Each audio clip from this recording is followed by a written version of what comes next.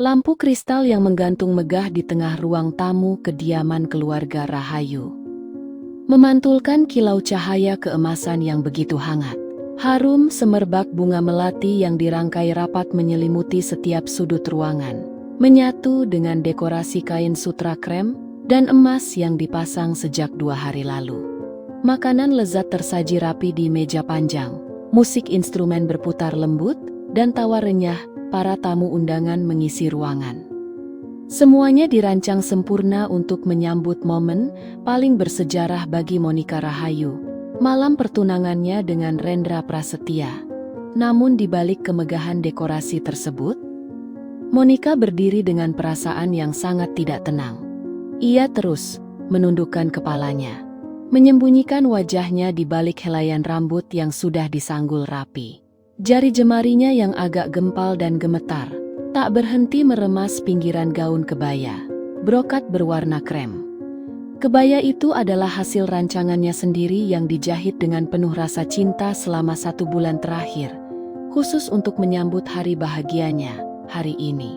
Sejak kecil, Monica selalu menjadi sosok yang bersembunyi di balik bayang-bayang.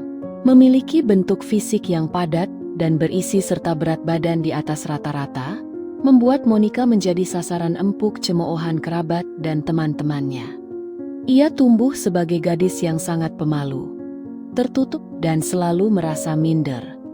Namun, kehadiran Rendra 2 tahun lalu dalam perjodohan bisnis keluarga sempat mengembuskan secercah harapan di hatinya. Monica mengira Rendra adalah sosok pria berpendidikan yang mampu melihat ketulusan dan kecerdasan di balik penampilan fisiknya. Ternyata harapan itu hanyalah fatamorgana yang sangat semu. Di tengah keramaian acara, Rendra Prasetya melangkah ke tengah ruangan. Pria bertubuh tinggi atletis dengan balapan jas hitam buatan perancang ternama itu berdehem keras. Ia memegang mikrofon, memotong alur musik instrumen yang sedang berputar. Suasana ruang tamu seketika berubah hening.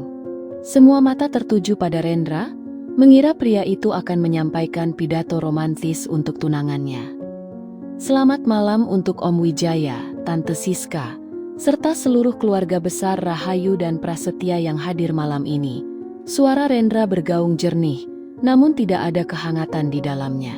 Nadanya begitu dingin, kaku, dan penuh dengan kepastian yang menakutkan. Pak Wijaya, ayah Monica, tersenyum bangga sembari menganggukkan kepala.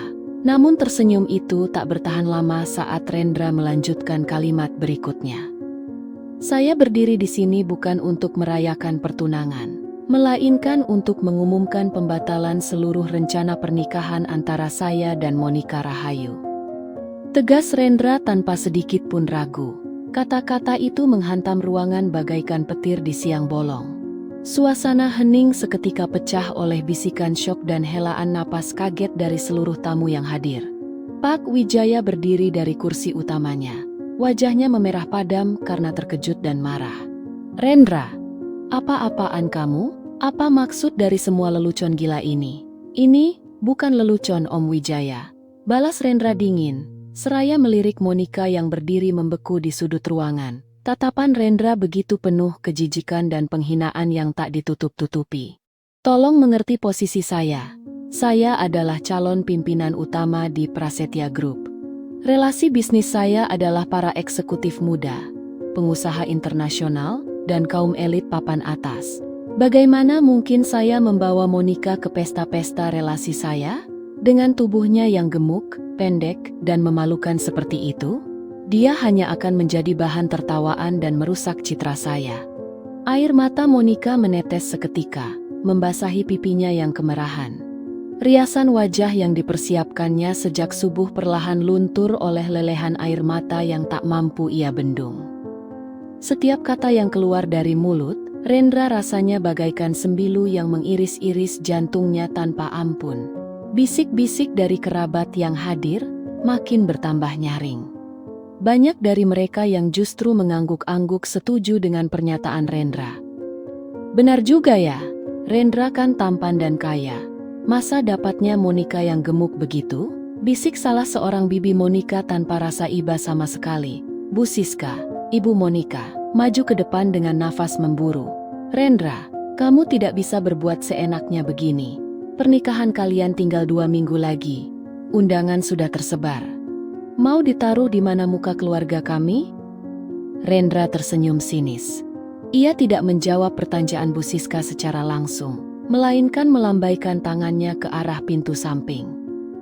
Dari sana, melangkah masuk seorang wanita bergaun merah ketat dengan belahan tinggi. Wanita itu berjalan dengan sangat percaya diri, mengibaskan rambut panjangnya yang berkilau.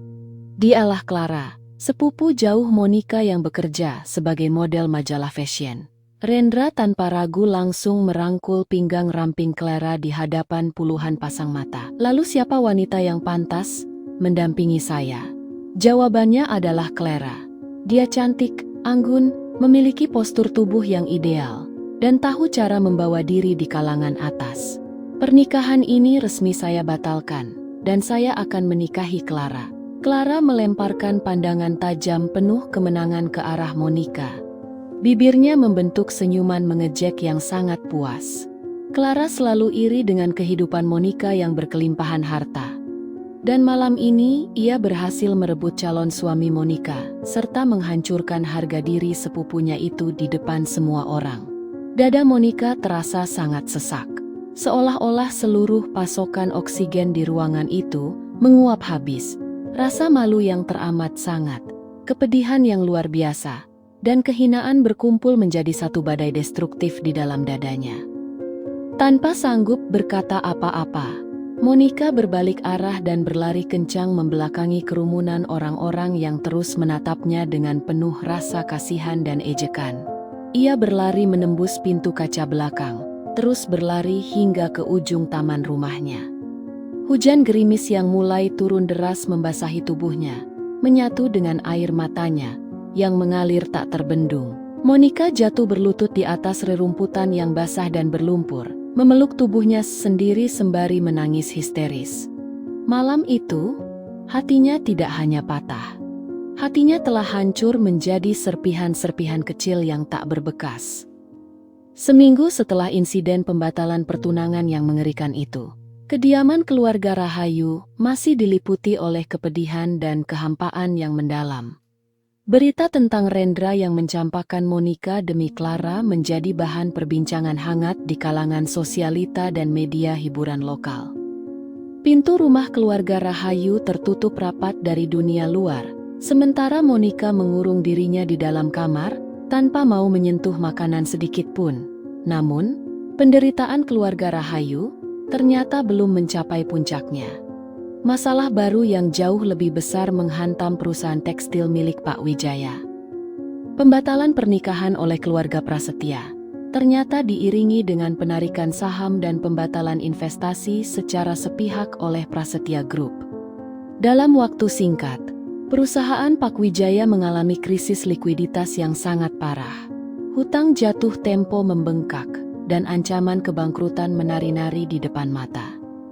"Papa harus bagaimana lagi, Mama?" bisik Pak Wijaya dengan suara yang terputus-putus. Pria paruh baya itu duduk di sofa ruang tamu dengan kepala terkulai lelah di atas kedua tangannya. Wajahnya tampak jauh lebih tua 10 tahun hanya dalam kurun waktu 1 minggu. "Semua bank menolak memberikan pinjaman, aset kita sudah dijaminkan. Dalam 1 bulan, perusahaan kita akan disita." Bu Sisca hanya bisa menangis terisak di samping suaminya. Ini semua gara-gara Rendra dan keluarga Prasetya yang licik itu. Mereka sengaja menghancurkan kita.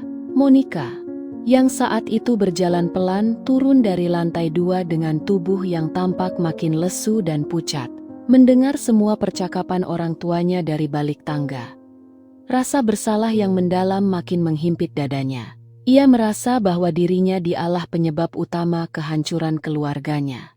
Seandainya saja ia memiliki fisik yang cantik seperti Clara, mungkin Rendra tidak akan membatalkan pernikahan dan perusahaan ayahnya tidak akan runtuh.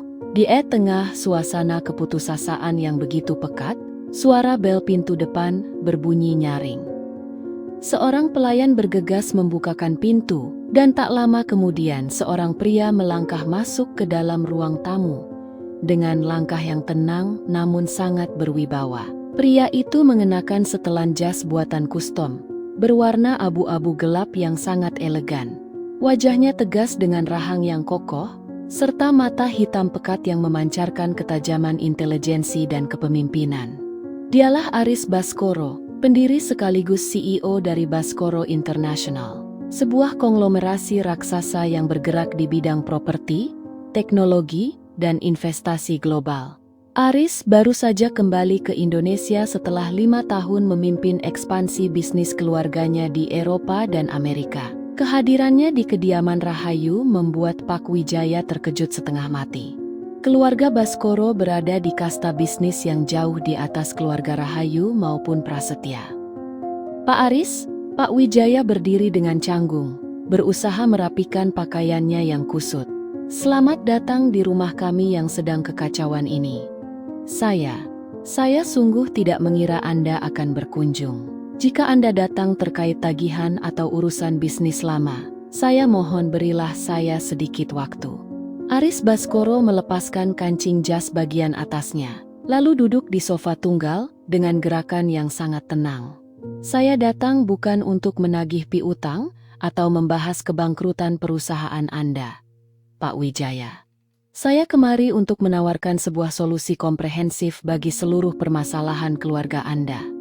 Pak Wijaya dan Bu Sisca saling bertatap mata dengan bingung. Maksud Pak Aris, solusi seperti apa? Aris menatap Pak Wijaya secara lurus dan tegas. Saya akan menyuntikkan dana segar sebesar 50 miliar rupiah ke perusahaan tekstil Anda esok pagi untuk melunasi seluruh hutang dan merestrukturisasi manajemen. Sebagai imbalannya, saya tidak meminta saham atau keuntungan bisnis. Lalu, apa yang Anda inginkan? Tanya Pak Wijaya dengan nada ketakutan. Saya ingin menikahi putri Anda, Monika Rahayu. Jawab Aris tanpa ada sedikit pun rasa ragu dalam suaranya. Suasana di ruang tamu seketika menjadi hening total. Pak Wijaya mendelik kaget, Bu Siska menutup mulutnya tak percaya. Monika yang berdiri di balik pilar tangga hampir saja kehilangan keseimbangannya. Menikahinya? Pria sekelas Aris Baskoro ingin menikahi dirinya yang baru saja dicampakkan dan dihina di depan umum? Pak Aris, Pak Wijaya berkata dengan suara gemetar. Anda pasti sudah mendengar berita yang beredar di luar sana. Rendra menolak Monika karena fisik Monika yang gemuk dan tidak menarik. Kenapa pria sesukses dan sesempurna? Anda ingin menikahi putri? Saya Aris menghela napas pelan. Tatapan matanya mengeras penuh ketegasan. Saya tidak pernah mendasarkan penilaian saya pada desas-desus dangkal yang diciptakan oleh orang-orang picik, Pak Wijaya. Saya mengenal Monika sejak kita masih anak-anak. Saya tahu kebaikan hatinya, rasa empatinya yang tinggi, kecerdasannya dalam merancang fashion, dan ketulusan jiwanya. Saya mencari seorang partner hidup. Seorang istri yang memiliki keindahan jiwa untuk mendampingi saya. Bukan sekadar manekin hidup, untuk dipamerkan di karpet merah. Setiap patah kata yang diucapkan Aris mengalir hangat merasuk ke dalam dada Monika. Di balik pilar air mata Monika kembali menetes. Namun kali ini bukan karena rasa sakit, melainkan karena rasa haru yang tak terlukiskan. Untuk pertama kalinya dalam hidupnya, ada seorang pria berharga tinggi yang melihat nilai dirinya jauh melebihi tumpukan lemak dan penampilan fisiknya. Pak Wijaya memanggil Monika untuk turun ke ruang tamu. Dengan langkah kaki yang sangat pelan dan kepala terunduk, Monika berjalan mendekati sofa tempat Aris duduk. Tubuhnya terbungkus sweater, longgar berwarna abu-abu, berusaha menyembunyikan kelebihan berat badannya yang selalu membuatnya merasa malu di depan orang lain. Aris berdiri saat melihat Monika mendekat. Tidak ada pandangan merendahkan, tidak ada tatapan menilai, dan tidak ada kejahatan di mata pria itu. Yang ada hanyalah kehangatan dan rasa hormat yang begitu tulus. Monika, panggil Aris dengan suara baritonnya yang lembut. Monika memberanikan diri mendongakkan kepalanya sedikit, menatap mata hitam Aris. Mas Aris, kenapa?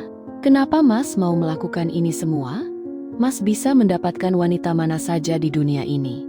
wanita-wanita cantik, para model, atau putri pengusaha kaya raya. Kenapa harus saya yang gemuk, buruk rupa, dan dicampakkan ini? Aris melangkah satu tapak lebih dekat ke arah Monica. Tanpa ragu ia meraih tangan kanan Monica yang gemetar dan menggenggamnya hangat. Monica, dengarkan saya baik-baik. Kecantikan fisik yang diagungkan oleh orang-orang seperti Rendra adalah hal yang paling rapuh di dunia ini. Itu bisa pudar dalam sekejap karena usia, penyakit, atau waktu. Namun kebaikan hati, karakter yang kuat, dan kecerdasan jiwa adalah hal yang abadi. Aris mengusap punggung tangan Monica dengan lembut menggunakan ibu jarinya. Saya menawarkan pernikahan ini bukan karena rasa kasihan. Saya menawarkan pernikahan ini karena saya menghormati kamu sebagai seorang wanita yang luar biasa. Saya ingin berjalan di sampingmu, melindungi kamu dari kejahatan dunia, dan membantu kamu menemukan kembali sinar kebahagiaanmu yang sempat padam. Apakah kamu bersedia mempercayakan masa depanmu bersamaku?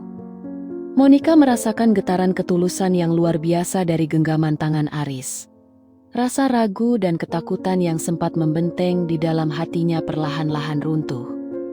Di hadapan Aris, Monica merasa dihargai sebagai seorang manusia seutuhnya, bukan sekadar objek penilaian fisik. Saya bersedia Mas Aris, bisik Monica dengan mata berkaca-kaca. 3 minggu kemudian, pernikahan antara Aris Baskoro dan Monica Rahayu diselenggarakan. Berbeda dengan rencana pertunangan sebelumnya yang dipenuhi dengan kemewahan fana dan pesta meriah, pernikahan kali ini digelar secara sangat privat dan sakral di sebuah kapel tua berarsitektur klasik di pinggiran kota yang tenang.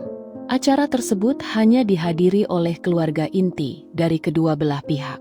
Monica mengenakan gaun pengantin sutra putih, berpotongan sederhana yang begitu anggun melingkupi tubuhnya. Meski sederhana, aura ketenangan memancar dari wajahnya saat Aris mengucapkan janji suci pernikahan di hadapan pendeta dengan suara yang mantap dan tanpa keraguan sedikitpun. Namun di luar sana, kabar tentang pernikahan mendadak ini langsung menyebar cepat.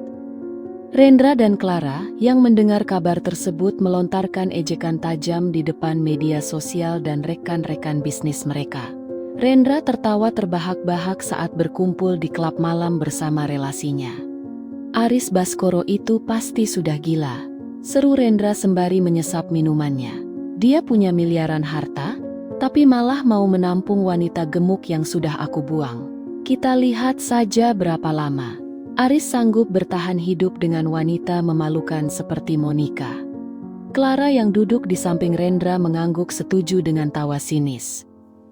Aris hanya ingin mencari sensasi atau mungkin dia punya kelainan.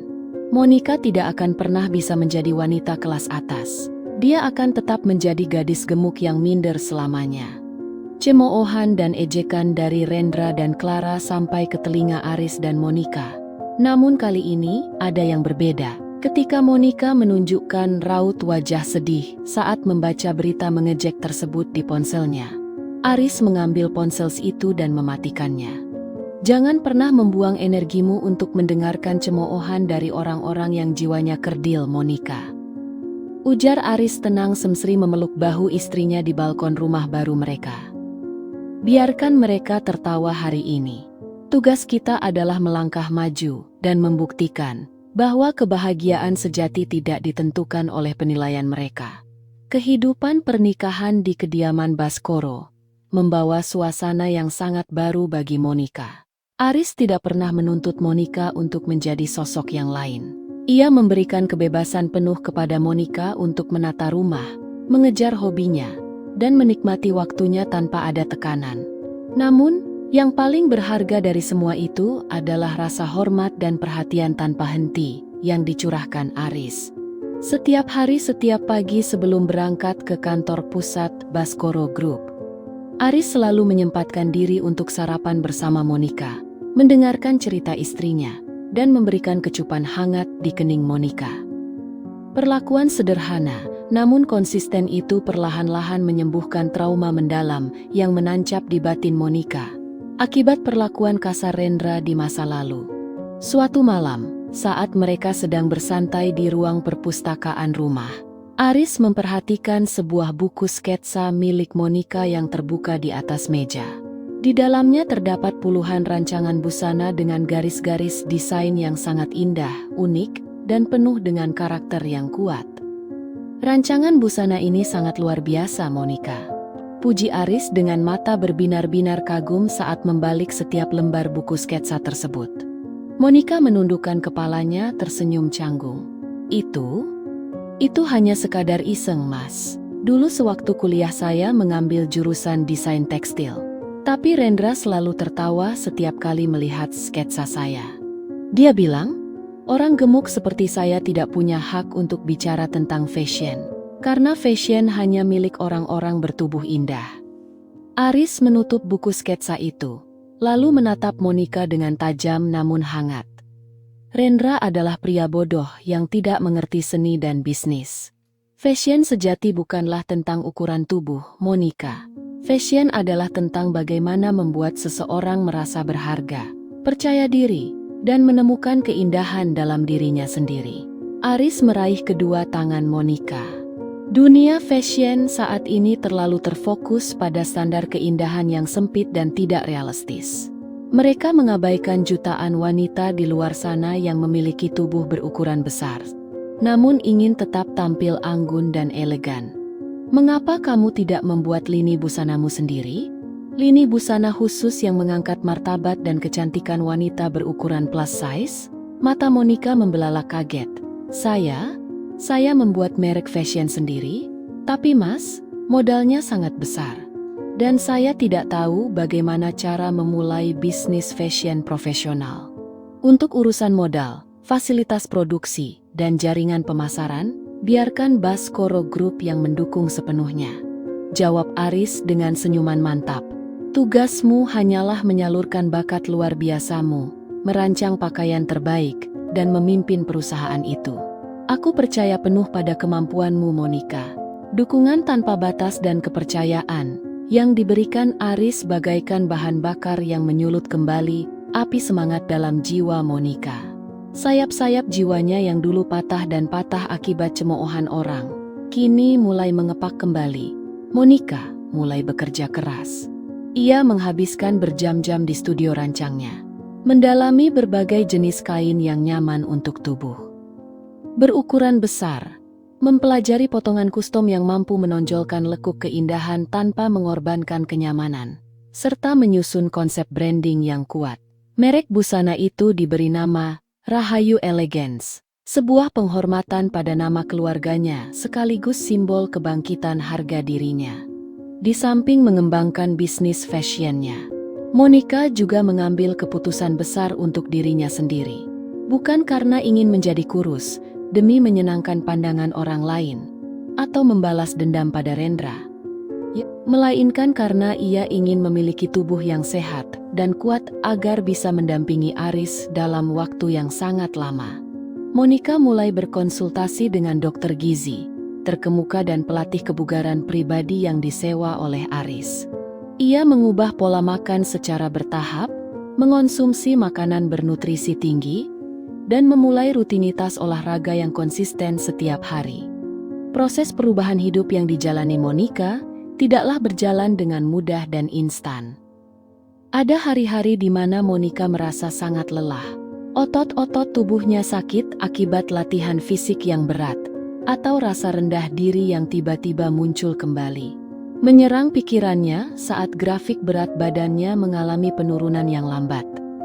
Namun dalam setiap momen krusial tersebut, Aris tidak pernah absen berada di sampingnya.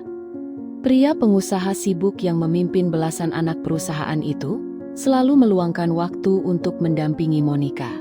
Aris ikut bangun jam 5 pagi untuk berlari kecil bersama Monica di taman kompleks, ikut mengonsumsi menu makanan sehat yang disiapkan ahli gizi, dan senantiasa menjadi pendengar yang sabar saat Monica merasa frustrasi. Ingat, Monica, puji Aris suatu semalam sembari mengusap peluh di kening istrinya setelah sesi latihan fisik yang melelahkan. Proses ini bukan tentang mengubah siapa dirimu untuk disukai dunia, Proses ini adalah bentuk rasa cintamu pada dirimu sendiri. Kamu sudah sangat indah sejak awal, dan proses ini hanya membuat keindahan itu makin bersinar sehat. Kata-kata penguatan dari Aris menjadi pelita hangat yang menuntun Monica menembus kegelapan rasa ragu. Perlahan tapi pasti, perubahan luar biasa mulai terjadi pada diri Monica Rahayu. Bukan hanya berat badannya yang berkurang secara bertahap dan proporsional, namun postur tubuhnya pun berubah menjadi lebih tegap, anggun, dan berisi di tempat yang tepat. Kulit wajahnya yang dulu tampak kusam kini memancarkan kilau sehat yang merona alami. Matanya tidak lagi menunduk ragu saat berbicara dengan orang lain, melainkan menatap lurus dengan binar kecerdasan dan ketegasan yang memikat. Seiring dengan transformasi fisiknya, merek busana Rahayu Elegansis resmi diluncurkan ke pasaran. Peluncuran perdana koleksi busana Rahayu Elegance mengguncang industri fashion tanah air. Monica menampilkan peragaan busana yang tidak biasa. Ia mengundang model-model dari berbagai ukuran tubuh, mulai dari ukuran standar hingga plus size, untuk memperagakan busana rancangannya di atas panggung megah. Rancangan Monica dipuji oleh para pengamat fashion senior dan kritikus internasional. Pakaian buatannya dinilai sangat jenius dalam memadukan estetika tradisional dengan potongan modern yang memberi rasa percaya diri luar biasa bagi para wanita yang memakainya. Dalam kurun waktu 1 tahun, Rahayu Elegance menjadi fenomena baru dan meraih penjualan fantastis di berbagai kota besar. Monica Rahayu yang dulu dikenal sebagai gadis pemalu, yang selalu bersembunyi kini telah bertransformasi menjadi seorang Chief Executive Officer, CEO, sekaligus Head Designer yang sangat disegani di dunia bisnis fashion Indonesia. Sementara itu, di belahan kota yang lain, takdir mulai menunjukkan perputarannya yang adil bagi Rendra Prasetya dan Clara. Pernikahan Rendra dan Clara yang didasari atas egoisme fisik dan kesombongan mulai dilanda badai kehancuran. Clara yang terbiasa hidup sebagai model papan atas menuntut gaya hidup yang sangat mewah. Tas-tas jenama seharga ratusan juta, liburan ke luar negeri setiap bulan, dan barang-barang mewah lainnya. Rendra yang ingin menjaga gengsi di depan istri cantiknya, terus menuruti keinginan Clara tanpa memperhitungkan kondisi keuangan perusahaannya. Dia saat yang sama, tanpa adanya lagi suntikan dana atau kerjasama dari keluarga Rahayu, ditambah dengan kesalahan manajemen yang fatal oleh Rendra, Prasetya Group mulai mengalami kemunduran drastis. Proyek-proyek utama mereka gagal mendatangkan keuntungan, dan arus kas perusahaan mulai minus secara memprihatinkan. Malam-malam di rumah mewah milik Rendra kini tidak lagi diisi oleh romantisme atau tawa bahagia, melainkan oleh pertengkaran sengit yang memekakan telinga.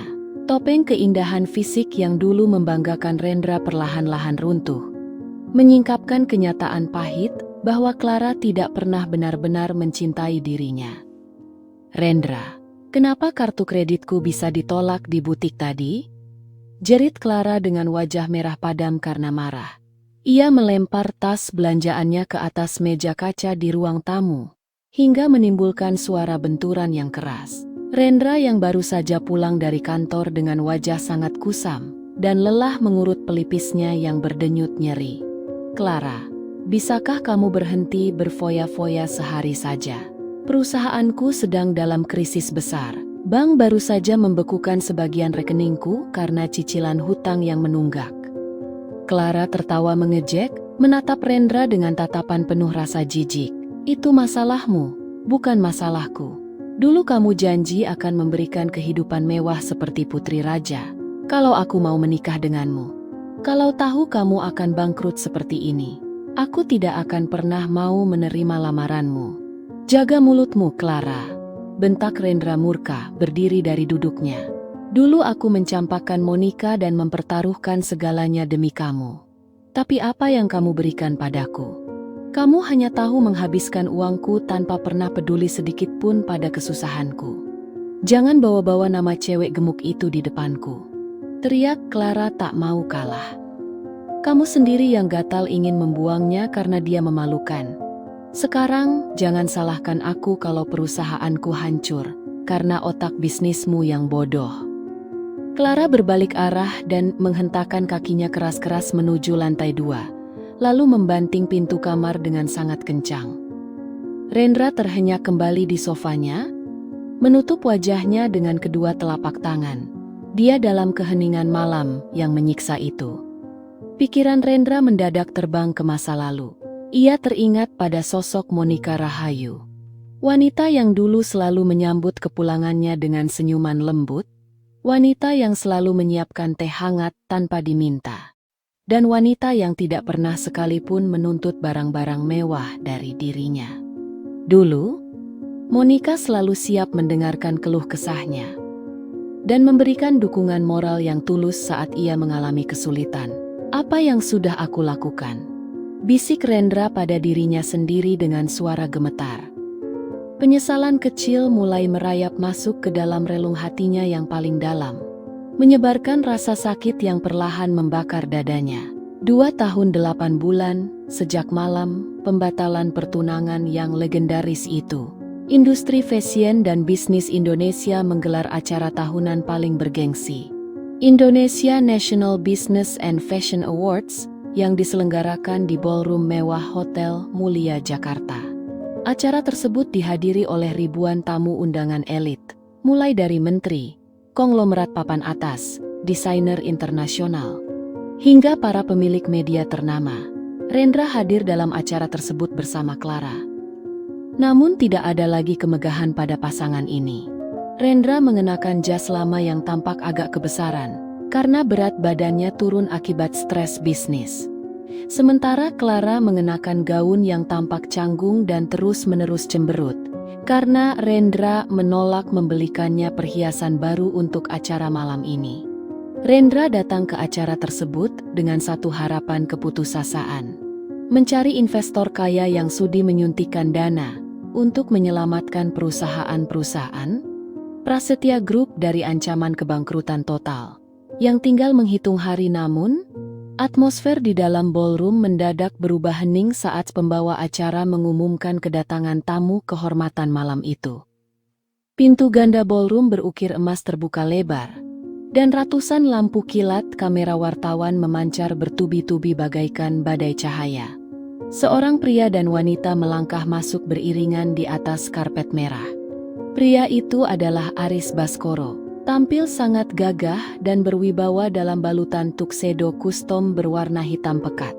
Dan di sampingnya, menggandeng lengan Aris dengan begitu anggun dan penuh percaya diri, adalah seorang wanita yang membuat seluruh napas tamu di ruangan itu tertahan. Wanita itu mengenakan gaun malam, haute couture berwarna biru dongker buatan rumah modenya sendiri.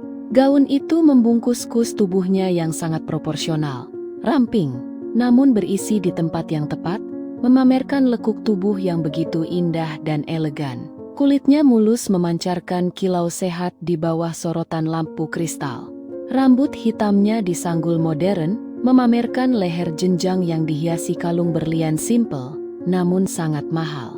Wajahnya memancarkan aura kecantikan sejati. Kecantikan yang lahir dari kombinasi antara kesehatan fisik, kecerdasan jiwa, dan kebahagiaan hidup yang melimpah. Wanita itu adalah Monica Rahayu. Gelas anggur di tangan Rendra hampir saja terlepas dan jatuh ke lantai. Matanya membelalak lebar, dadanya bergemuruh kencang, dan napasnya tertahan di tenggorokan. Monica! Bisiknya dengan suara yang tak lebih dari hembusan angin keputusasaan. Rendra terpaku membeku di tempatnya berdiri. Ia memandang wanita yang melangkah anggun di karpet merah itu tanpa berkedip.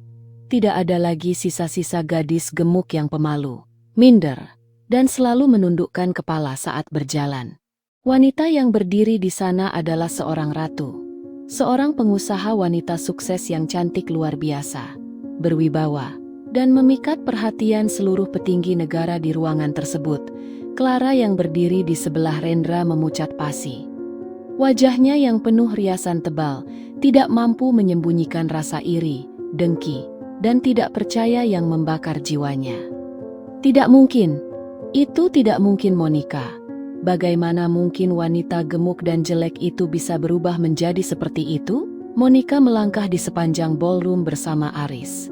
Senyuman hangat dan ramah terukir di bibirnya saat ia menyapa para menteri, investor asing, dan kritikus fashion internasional yang berebut ingin berjabat tangan dengannya. Bahasa tubuhnya begitu tenang, tutur katanya cerdas dan berpendidikan, mencerminkan kelas sosial yang sangat tinggi. Saat Monica sedang berbincang dengan seorang investor asal Prancis, pandangan matanya secara tak sengaja bertabrakan dengan mata Rendra yang berdiri beberapa meter di depannya. Rendra menatap Monica dengan mata berkaca-kaca, penuh dengan rasa tidak percaya dan kerinduan yang mendadak membuncah. Namun, bagaimana respon Monica? Monica tidak menunjukkan rasa kaget, marah, takut, atau dendam sedikit pun. Wajahnya tetap sangat tenang. Ia hanya memberikan sebuah anggukan kecil dan senyuman tipis yang sangat sopan. Sebuah senyuman yang biasa diberikan kepada orang asing yang tidak dikenal. Lalu berbalik arah secara alami untuk kembali melanjutkan perbincangannya dengan Aris. Sikap dingin dan bermartabat dari Monica terasa bagaikan pukulan godam yang menghantam dada Rendra hingga hancur berkeping-keping. Pria itu menyadari satu hal yang paling menyakitkan. Monica tidak lagi membencinya, karena bagi Monica saat ini, Rendra sudah menjadi sosok yang sama sekali tidak penting dan tidak berharga dalam hidupnya. Sejak malam perhelatan Indonesia National Business and Fashion Awards, kehidupan Rendra berubah menjadi neraka dunia yang diciptakannya sendiri. Bayangan sosok Monica yang anggun, cantik, dan sukses terus-menerus menari di dalam pikirannya setiap detik. Baik saat ia bangun tidur, bekerja di kantornya yang sepi, maupun saat tidur di malam hari. Setiap kali ia melihat Clara yang sedang mengomel, menuntut uang atau berdandan di depan cermin, rasa jijik dan penyesalan yang luar biasa membakar jiwa Rendra.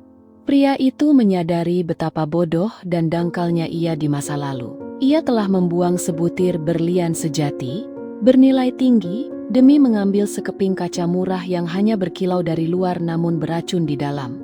Aku harus bertemu Monica. Aku harus menjelaskan semuanya padanya. Bisik Rendra pada dirinya sendiri dengan mata merah kurang tidur.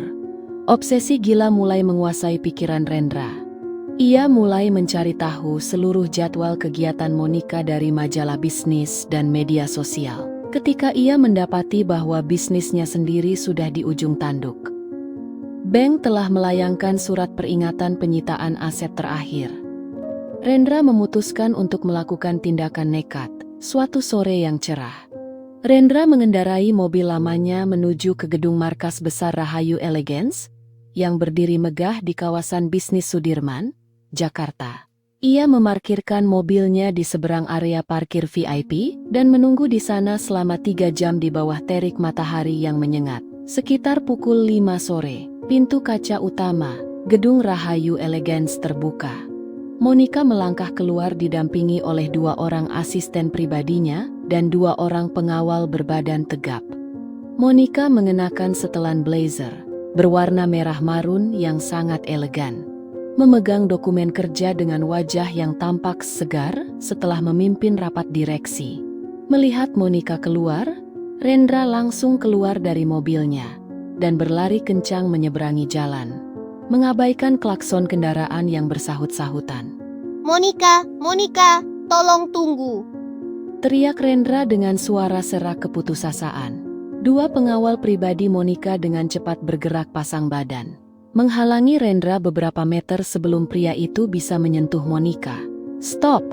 Dilarang mendekati ibu Monica," tegas salah satu pengawal dengan suara berat memeringatkan.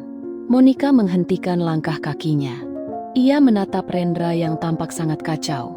Rambutnya acak-acakan, kemejanya kusut, dan wajahnya tirus tak terawat. Monica mengangkat tangan kanannya perlahan, memberi isyarat kepada pengawalnya agar mundur sedikit. "Tidak apa-apa Pak Budi, biarkan dia bicara." Rendra menelan ludahnya yang terasa sangat pahit. Melihat Monica dari jarak dekat membuat jantungnya berdegup begitu kencang. Aura keindahan dan keberhasilan yang memancar dari diri Monica membuat Rendra merasa sangat kerdil dan terhina. "Monica," kata Rendra dengan suara gemetar. Matanya menatap Monica penuh dengan permohonan yang mendalam. Bisakah aku minta waktumu sebentar? Hanya 10 menit, Monica. Aku mohon." Monica melihat jam tangan emas di pergelangan tangannya dengan gerakan yang sangat tenang. "Saya hanya punya waktu 3 menit sebelum pengawal saya membukakan pintu mobil." "Katakan apa kepentinganmu, Pak Rendra?" Panggilan Pak Rendra yang diucapkan dengan nada formal dan dingin oleh Monica terasa bagaikan jarum yang menusuk batin Rendra. Pria itu melangkah maju 1 tapak, matanya berkaca-kaca. "Monica, aku datang untuk minta maaf," ucap Rendra dengan nada suara membujuk. "Aku tahu aku telah melakukan kesalahan yang sangat besar 2 tahun lalu. Aku tertutup oleh ego, kesombongan, dan kepicikan masa muda. Aku menyia-nyiakan wanita seindah dan sebaik kamu." Monica mendengarkan perkataan itu tanpa memotong sedikit pun. Wajahnya tetap datar, tak mengekspresikan kekagetan atau kesedihan. "Pernikahanku dengan Clara adalah bencana terbesar dalam hidupku," lanjut Rendra makin emosional. Air mata mulai menetes di pipinya. "Dia wanita beracun. Dia tidak pernah mencintaiku. Dia hanya mengincar hartaku. Monica, aku tahu di dalam hatimu yang paling dalam, kamu dulu sangat mencintaiku. Beri aku kesempatan kedua, Monica. Aku siap menceraikan Clara hari ini juga. Kita bisa membatalkan masa lalu dan memulai semuanya dari awal lagi. Aku janji akan mencintaimu dan memuliakanmu." Mendengar ratapan dan permohonan yang keluar dari mulut Rendra, sebuah senyuman tipis mengembang di bibir Monica. Namun itu bukanlah senyuman gembira, senyuman nostalgia, atau senyuman terharu. Itu adalah senyuman kasihan, sebuah rasa kasihan yang diberikan seorang wanita berjiwa besar kepada seorang pria yang sangat kerdil jiwanya.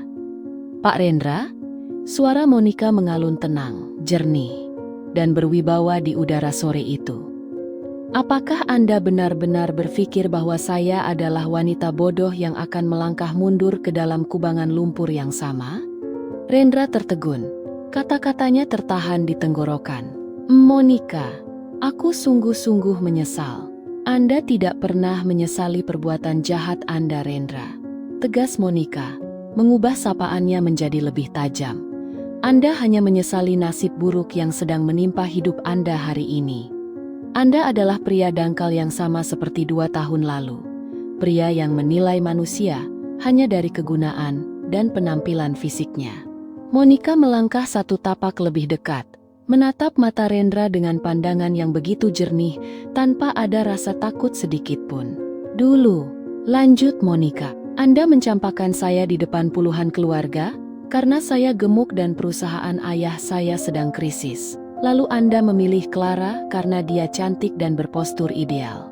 Hari ini, Anda ingin menceraikan Clara karena bisnis Anda bangkrut dan ingin kembali kepada saya karena saya sudah menjadi cantik, langsing, dan kaya raya.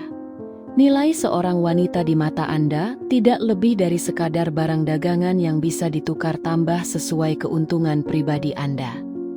Rendra mendadak bungkam total. Wajahnya pucat pasi bagaikan mayat. Setiap kata yang diucapkan Monica bagaikan cermin raksasa yang menelanjangi seluruh kebusukan dan kepicikan jiwanya tanpa ada yang tersembunyi. "Dulu," sambung Monica dengan senyuman hangat yang memancar dari hatinya, "penolakan kejam Anda memang membuat hati saya hancur dan menangis di bawah hujan. Namun hari ini, jika ada satu hal yang harus saya sampaikan kepada Anda, hal itu adalah rasa terima kasih yang sebesar-besarnya." Rendra mengernyitkan dahi dengan bingung. "Terima kasih? Ya, terima kasih," jawab Monica mantap. "Terima kasih karena Anda telah mencampakkan saya malam itu. Sebab jika Anda tidak membuang saya tidak akan pernah menyadari potensi besar di dalam diri saya. Dan yang paling penting, jika Anda tidak mencampakkan saya tidak akan pernah bertemu dengan Aris Baskoro. Seorang pria sejati yang mencintai saya tanpa syarat saat saya berada di titik terendah." Pria yang melihat keindahan jiwa saya saat orang lain menghina saya, dan pria yang mengajari saya cara mencintai diri sendiri. Tepat pada saat itu, sebuah mobil sedan mewah berwarna hitam berkilau berhenti dengan halus di samping mereka.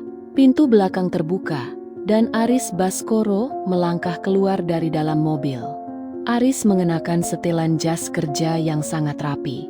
Kehadiran Aris di tempat itu mendominasi seluruh atmosfer di sekitarnya. Dengan langkah kaki yang tenang dan pasti, Aris berjalan mendekati Monica, lalu melingkarkan lengan kanannya di pinggang Monica. Dengan penuh rasa kasih sayang dan perlindungan yang mutlak, Aris menatap Rendra dengan pandangan mata yang dingin, tajam, dan penuh dengan kekuasaan. "Apakah pria ini mengganggumu, sayang?" tanya Aris lembut kepada istrinya tanpa mengalihkan pandangannya dari Rendra. Rendra melangkah mundur secara refleks. Tubuhnya gemetar menghadapi aura intimidasi luar biasa yang dipancarkan oleh Aris Baskoro. Di hadapan Aris, Rendra merasa dirinya tidak lebih dari sekadar debu yang tak berarti. "Tidak ada yang mengganggu, Mas," jawab Monica lembut seraya menatap wajah suaminya dengan binar cinta yang begitu dalam. "Pak Rendra hanya sedang menawarkan masa lalu yang sama sekali tidak memiliki nilai bagi kehidupan kita hari ini." Monica kemudian berpaling kembali menatap Rendra untuk terakhir kalinya dalam hidupnya. "Hiduplah dengan konsekuensi atas pilihan hidup yang telah Anda buat sendiri di masa lalu, Rendra," kata Monica penuh dengan ketegasan martabat seorang ratu. "Pintu hati saya telah tertutup rapat dan terkunci selamanya untuk Anda. Kehidupan saya kini telah dipenuhi oleh kebahagiaan, kehormatan, dan cinta sejati bersama suami saya. Permisi."